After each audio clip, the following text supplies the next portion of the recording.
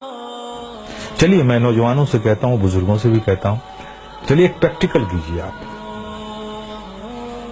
آپ صرف 1 مہینہ، only 1 month نماز کو قائم رکھیے. کچھ بھی ہو جائے، ٹرین چھوٹتی ہے چھوٹ جائے، گاڑی چھوٹتی ہے چھوٹ جائے، کچھ بھی ہو جائے لیکن نماز مت چھوڑیے. میں پریکٹیکل بات کر رہا ہوں. 1 مہینہ اس پر قائم رہیے، پھر 1 مہینے کے بعد نماز خود ہی آپ کو نہیں چھوڑے گی. آپ کر کے تو دیکھو یار، کر کے تو دیکھو میرے پیارے، پھر دیکھو کیا لطف آتا ہے.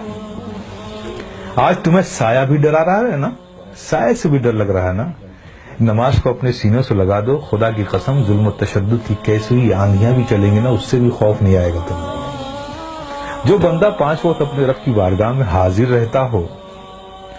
ارے بھائی، ایک آدمی ہے جو منسٹر کی آفس میں کام کرتا ہے اور دوسرا آدمی جو آفس میں کام نہیں کرتا لیکن 3 بار پرائم منسٹر کے پاس جاتا ہے. دیکھیے کیسے سینے چوڑے کر کے چلتا ہے وہ. اس کا آنا جانا پی ایم کے وہ آفس میں ہے. دیکھیے اس سے لوگ ملتے، ارے صاحب یہ پی ایم کے یہاں، اس سے پی ایم سے تعلقات ہے، پی ایم کے یہاں آ جاتا ہے، ہمارے پریزیڈنٹ سے اس کے تعلق. دیکھیے کتنا بے خوف گھومتا ہے اس ملک میں.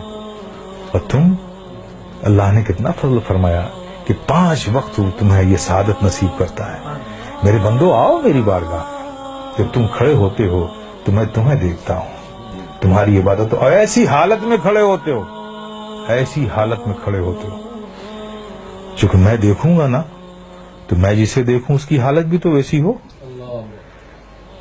پیارے آقا صلی اللہ علیہ وسلم ارشاد فرماتے ہیں کہ رب نے فرمایا جب ایک بندہ نماز کے لیے مسجد میں جاتا ہے اور نماز کے لیے وہ کھڑا ہوتا ہے تو کھڑے ہونے سے پہلے رب فرماتا ہے فرشتوں سے، اے فرشتوں، اس کے اندر جتنے گناہ ہیں نا وہ اس سے جدا کر لو، نکال لو، اور سارے گناہوں کو الگ کر دو اس سے.